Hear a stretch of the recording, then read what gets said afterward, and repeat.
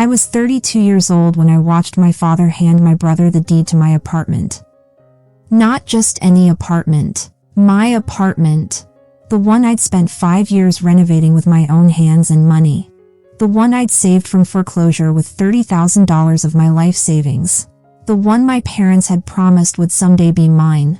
And there it was, being gifted to my twin brother Connor at his engagement party like it had never been mine at all. The room erupted in applause while I stood frozen, a half-empty champagne glass trembling in my hand, realizing that in my family's eyes, I had always been, and would always be, nothing more than an afterthought. My name is Avery, and what I'm about to tell you isn't just a story about an apartment. It's about discovering how far a person can be pushed before they finally push back. From our earliest memories, Connor and I might have shared the same birthday, the same DNA, and the same childhood home, but we existed in completely different universes when it came to our parents' affection.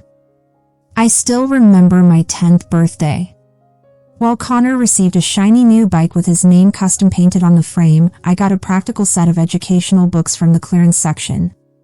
When he brought home B- grades, my parents would celebrate with dinner out. When I made the honor roll, they'd nod and say, "That's nice, Avery," before turning back to whatever Connor was doing. The message was carved into the foundation of my childhood: Connor mattered. I was just there. By 27, I'd built a decent life for myself despite carrying the invisible weight of being the lesser-loved child. I had a marketing job downtown that I was good at. I had a tiny apartment far from work that ate up hours of my day commuting. And I had the constant, quiet hope that someday, my parents might see me, really see me, as worthy of the same love they gave my brother. That's when my parents made what seemed like their first genuine gesture toward me. They offered me their apartment, well, not exactly offered. They wanted me to rent it from them at 3/4 the market rate. The place had belonged to my dad's grandmother, and he'd inherited it years back. "Avery, we've been thinking," my mom said during one of our rare family dinners, her voice carrying that tone she used when she thought she was being generous. "You could live in Grandma's old place. We'll only charge you 3/4 of what you'd pay anywhere else in the neighborhood." Hope flickered in my chest. Was this finally it? Some recognition of my existence, my needs? I should have known better. In my family, nothing came without strings attached. The apartment was perfectly located, walking distance from my office. But when I first stepped inside, my stomach dropped. The floor squished beneath my feet, covered in decades-old carpet that released puffs of dust with each step. The walls were painted a sickly yellow that made everything look diseased. The bathroom was crumbling, tiles missing like bad teeth, and the kitchen looked preserved from the 1970s, complete with appliances that made concerning noises when turned on. Standing in that musty living room, I felt the familiar weight of disappointment. This wasn't a gift, it was an afterthought. A space they couldn't be bothered to maintain, now being passed off as generosity. But I took it anyway. The location was perfect, and somewhere deep inside me lived that desperate child still seeking approval. What followed was 5 years of transformation, not just of the apartment, but of me. Every paycheck, I'd set aside money for improvements. I painted over those jaundiced walls with warm colors that made the space feel alive. I tore up that disgusting carpet with my own hands, saving for 6 months to install beautiful laminate flooring throughout. The plumbing was a disaster waiting to happen. Half the pipes leaked, water damage creeping through the walls like a disease. I hired a professional who shook his head in disbelief. "You're lucky you caught this when you did," he told me. Another year and the structural damage would have been catastrophic. One by one, the appliances failed. The dishwasher flooded my new floors. The refrigerator died during a heat wave, forcing me to throw out everything inside. The ancient stove heated unevenly and occasionally shot concerning sparks. I replaced them all, watching my credit card statements grow with each necessary purchase. I even had all the electrical outlets replaced when an electrician informed me the old ones were a fire hazard waiting to happen. Every improvement, every repair, every single thing came out of my pocket. My parents would stop by occasionally for what my dad liked to call checking on their investment. They'd walk around nodding approvingly at all the work I'd done. "You're really fixing this place up nice," my mom would say, running her hand along the freshly painted walls. "It's going to be worth so much more when you're done." I didn't mind the work. Actually, I loved it. For the first time in my life, I had something that felt like mine. Even though I was paying rent, even though technically it belonged to my parents, I was creating a home. I was building something beautiful with my own hands. Then, about a year ago, everything changed. I was 31, settled into my routine, feeling pretty good about my life. I had my job, my apartment, my independence. That's when my parents showed up at my door with grave expressions that made my stomach clench before they even spoke. "Avery, we need to talk," my dad said as they sat down on my couch, the couch I'd bought and paid for. His face carried the weight of bad news. "What's up?" I asked, though something deep inside was already warning me to brace for impact. "We're in trouble with the mortgage on this place," my mom said, her voice heavy with what seemed like genuine distress. "We owe the bank $30,000, and we can't pay it. The bank is threatening to foreclose." I felt my coffee mug slip slightly in my hands. "So what are you asking me to do?" "We need you to pay the $30,000, my dad said, his words hitting me like a physical blow. "We know it's a lot, but think of it as an investment. This apartment will be yours someday anyway." "Will be mine?"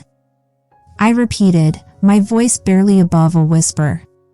"Of course," my mom said, reaching over to squeeze my hand with unfamiliar tenderness. "You're our daughter. We're not going to leave you with nothing. Connor will get the house when we're gone, and you'll get this apartment. You've put so much work into it already." I had some savings built up from years of working and living relatively cheaply.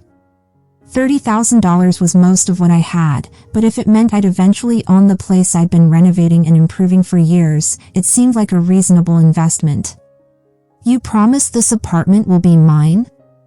I asked, needing to hear it one more time. "Absolutely," my dad said, looking me straight in the eye with a sincerity I rarely saw directed at me. "We're not going to forget everything you've done for this place. You've made it your home." So I did it. I transferred $30,000, nearly everything I had, to my parents to pay off their mortgage debt. I trusted them completely. They were my parents, after all. Why would they lie to me about something this important? Life continued normally after that. I kept living in the apartment, kept paying rent, kept maintaining and improving the place. My parents never mentioned the money again, and I assumed that meant everything was taken care of. The apartment would be mine eventually, and I'd already invested so much in it that it felt like mine anyway. 2 weeks ago, Connor called me at work. I was finishing up some paperwork when my phone rang, and I could hear the excitement in his voice immediately. "Hey, Avery, I've got some great news," he said, practically bouncing through the phone. "Claire and I are getting engaged. We're having the engagement party in 2 weeks at her parents' house. You're invited, obviously." Claire had been Connor's girlfriend for about 2 years. I knew her well, we'd all gone to the same high school. She was smart, funny, down to earth. A genuinely good person. "Connor, that's amazing," I said, and I meant it. Despite everything with my parents, I genuinely cared about my brother. "Claire's great.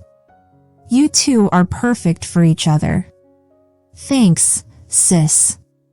It means a lot to hear you say that. Mom and Dad are over the moon about it." Of course they were. Their golden boy was getting married to a nice girl from a good family. This was probably the best news they'd gotten all year. The engagement party was at Claire's parents' house in a nice suburb about 30 minutes from downtown. When I arrived, the place was already buzzing with about 40 people, Claire's family, old high school friends, relatives I recognized from various family gatherings over the years. Avery! Claire rushed over to me as soon as I walked in, radiant with happiness. I'm so glad you could make it. Congratulations, I said, giving her a big hug. I'm so happy for you and Connor. The party was going well. People were laughing, eating, drinking, sharing stories about the happy couple. I was actually having a good time, catching up with old friends and enjoying the celebration. Then, about an hour into the party, my father cleared his throat loudly and called for everyone's attention. Excuse me, everyone, he said, his voice carrying across the room. If I could have your attention for just a moment. The room quieted down, and all eyes turned to my father. He was standing in the center of the living room, my mom beside him, both beaming with pride. Diane and I wanted to take a moment to say how proud we are of our son, Connor, my dad continued. He's always been such a wonderful boy, and seeing him so happy with Claire just fills our hearts with joy.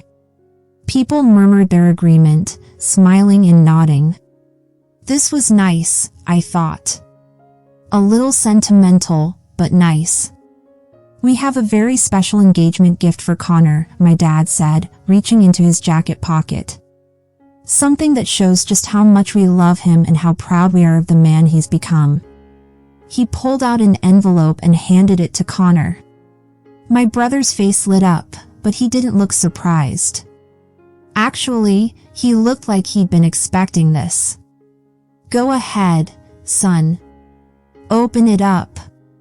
Connor opened the envelope and pulled out some official-looking documents. He glanced at them quickly, then looked up at our parents with a huge smile. Mom, Dad, this is incredible, he said, his voice thick with emotion. Thank you so much. I can't believe you're doing this. What is it? Someone called out from the crowd. My mom stepped forward, practically glowing with pride. It's the deed to an apartment downtown. The one that Connor's sister has been living in for the past few years. We're giving it to Connor and Claire as a wedding gift. The room erupted in congratulations and applause. People were clapping, calling out their approval, telling Connor how lucky he was to have such generous parents. I felt like I'd been punched in the stomach. My vision tunneled, the edges darkening as I struggled to breathe. I had to grab onto the back of a chair to steady myself. The apartment. My apartment. The one I'd been paying rent on for 5 years. The one I'd completely renovated with my own money. The one I'd paid $30,000 to save from foreclosure just a year ago. The one my parents had promised would be mine someday. They were giving it to Connor. This is such a wonderful gift, Claire was saying, looking at the documents in Connor's hands. We're so grateful. We've been talking about finding our own place, and this is just perfect. Connor deserves it, my dad said loudly, making sure everyone could hear. He's getting married, starting a family soon, hopefully. He and Claire need their own place to build their life together. I looked at my parents, desperately hoping to catch their eye, hoping for some kind of explanation or apology. But when they saw me looking, they just smiled and shrugged like this was the most natural thing in the world.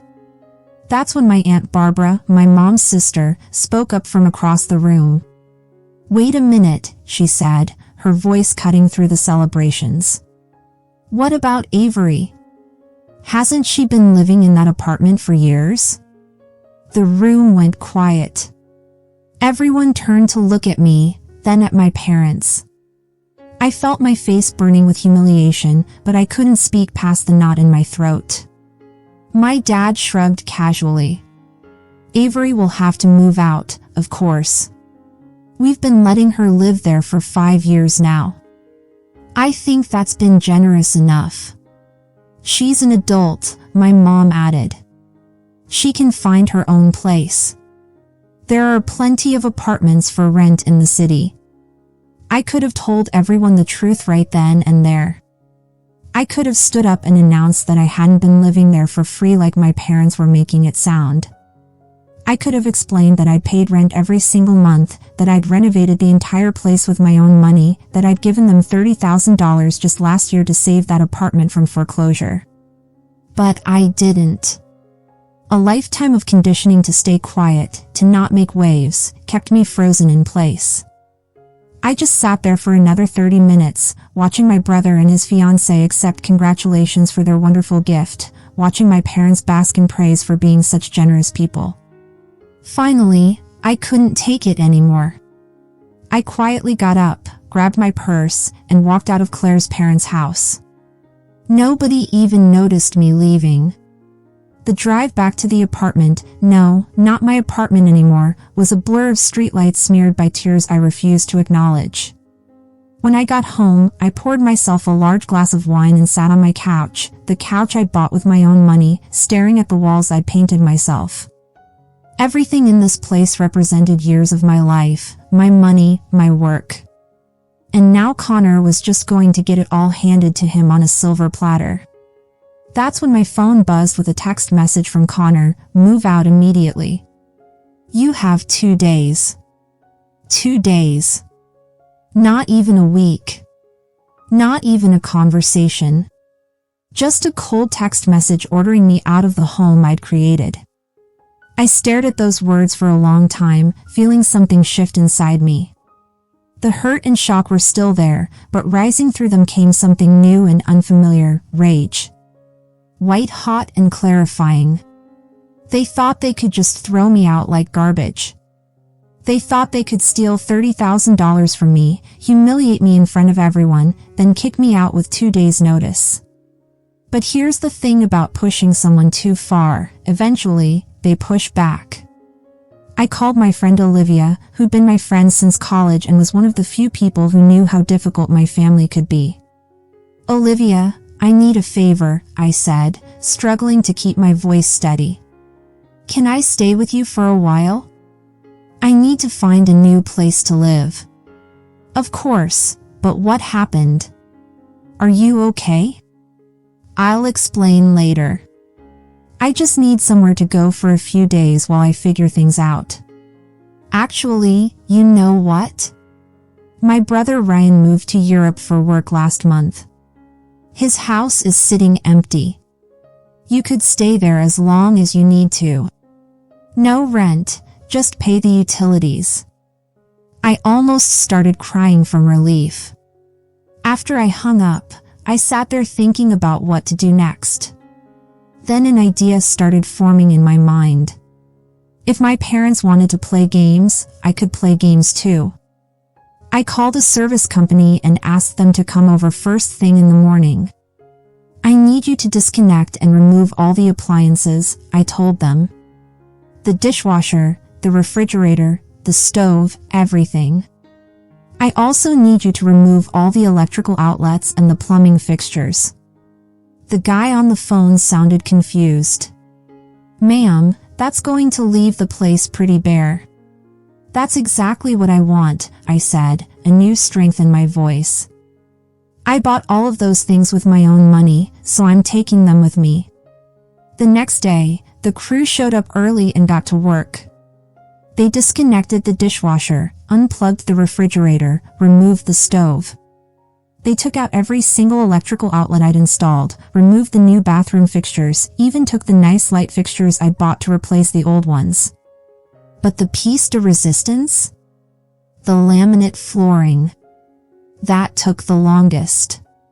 They had to pull it up piece by piece, but I'd kept the original receipt, so I knew exactly what I'd paid for it.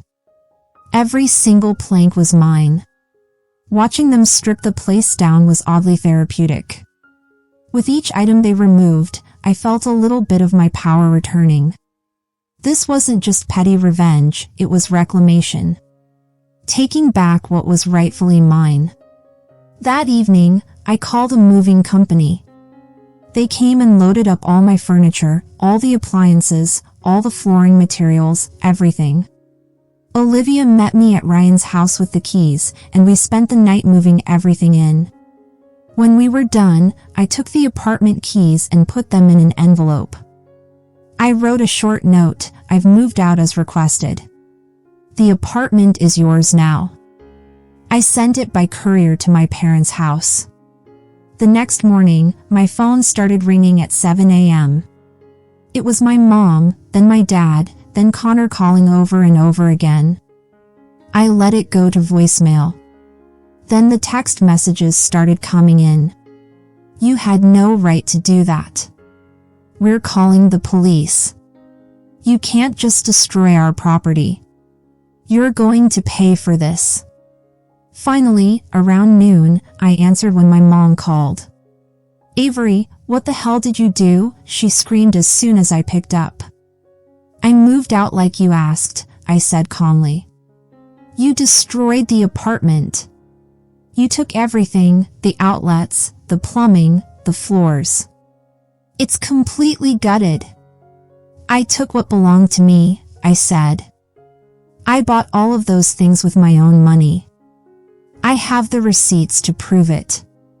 You're being vindictive. This is so petty. We could have you arrested." "Go ahead," I said. "Call the police. Tell them I took my own property when I moved out. I'm sure they'll be very interested in hearing about how you tricked me out of $30,000 and then kicked me out with 2 days' notice." There was silence on the other end of the line. "Avery, you shouldn't have done this," my mom said finally, her voice quieter now. "Look, we can work something out. Maybe we can count that $30,000 as a wedding gift for Connor." I couldn't believe what I was hearing. A wedding gift? They were trying to retroactively justify stealing my money by calling it a gift to my brother. "You're all liars," I said. "You lied to me, you used me, and you threw me away when it was convenient. So I'm treating you exactly like you deserve to be treated. Avery, please." "Oh, and Mom? You haven't seen anything yet. I've got another surprise coming for you." Then I hung up. The next morning, I called a tow truck company. I had one more card to play. "I need you to pick up a car from this address," I told them, giving them my parents' house number. "It's a blue Honda Civic, license plate KM 2000. I'm the legal owner, and I have all the paperwork to prove it." The car was something I'd almost forgotten about in all this mess.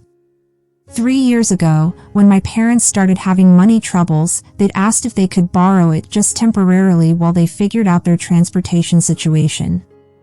That was 3 years ago. I'd bought myself a new car and let them keep using the Honda. I was still paying the insurance on it, still the legal owner, but I'd basically given it to them. Another one of my many generous gestures that they'd apparently forgotten about. The tow truck driver called me an hour later. "Ma'am, I've got your car." There was an older couple who came out screaming about it, but I showed them the paperwork. They couldn't do anything about it. "Perfect," I said. "Bring it to this address." 15 minutes after the car arrived, my phone exploded with calls again. I didn't answer any of them. But the text messages were something else. "You can't just steal our car. We need that car for work. We don't have money for another car. You're being a terrible person. My brother sent me the best one. You're a complete bitch. Don't bother coming to my wedding." That one actually made me laugh out loud. As if I'd ever want to celebrate with them again. I blocked all their numbers after that. I was done listening to their complaints. 3 weeks later, I put the Honda up for sale. It was in great condition and sold within a week for $12,000. When I deposited that check, I smiled for the first time in months. $12,000. Not quite the $30,000 they'd stolen from me, but it was something. It was a start. About 2 weeks after that, I got a call from Claire. I was surprised to hear from her, but I answered. "Hey, Claire. What's up?" "Avery, I really need to talk to you. Can we meet somewhere?" We met at a coffee shop downtown. Claire looked tired, stressed, nothing like the glowing bride-to-be I'd seen at the engagement party. "Your parents told me everything," she said as soon as we sat down. "About what happened with the apartment. They're blaming everything on you, saying you're being vindictive and trying to destroy their family." "And what did Connor say?" Claire's face darkened. "He agreed with them completely. He called you greedy and vindictive. He said you were just trying to cause trouble because you were jealous of our relationship." "And what did you think about all that?" "Avery, I knew you lived in your parents' apartment. I've been there to visit you plenty of times over the years. But I had no idea you paid $30,000 to save it from foreclosure. I had no idea you'd renovated the entire place with your own money, that you'd been paying rent all these years." "Well, now you do," I said. "I can't marry him," Claire said suddenly. "I can't marry into a family that would do something like this. And Connor, the way he talked about you, his own sister, it made me sick. Claire, you need to make your own decision about this. Don't let my situation influence what you want to do with your life. It's not just your situation," she said. "It's how they all handled it. Your parents lied to you, stole from you, and then acted like you were the problem. And Connor just went along with it. He didn't even try to make it right." A month later, my Aunt Barbara called to tell me Claire had broken off the engagement. "The wedding was off. Your parents and Connor are furious," she said. "They're blaming you, saying you poisoned her against them." "Of course they are," I said. "God forbid they take responsibility for their own actions." 6 months have passed since then. I'm still living in Ryan's house, keeping it clean and paying the utilities. I've been saving money like crazy without rent payments, already putting away enough for a down payment on my own place. My parents and Connor have tried to contact me through other relatives a few times, but I've made it clear that I'm not interested in reconciliation. They made their choice when they decided to lie to me and steal from me. I've made mine. Do I miss having a family? Sometimes. But I don't miss the constant feeling of being second best. I don't miss being used and manipulated. I don't miss being treated like I don't matter. I think of Connor's broken engagement as a bonus. I didn't plan for that to happen, but I'm not sorry it did. Claire deserved better than to marry into a family of liars and thieves. And Connor deserved to lose something he cared about, just like I did. Am I angry? Not really. Not anymore. I'm disappointed, sure. I'm hurt by how easily they threw me away. But mostly, I'm just relieved to be free of them. They can keep their lies and their favoritism and their games. I've got my own life to build now, and I'm going to make sure it's a good one. Thanks for listening, and if you liked this story, share it with others who might need to hear that sometimes standing up for yourself isn't selfish, it's survival. Don't forget to comment and subscribe for more stories about finding your strength when the people who should love you become the ones who hurt you most. Remember, family is supposed to lift you up, not tear you down.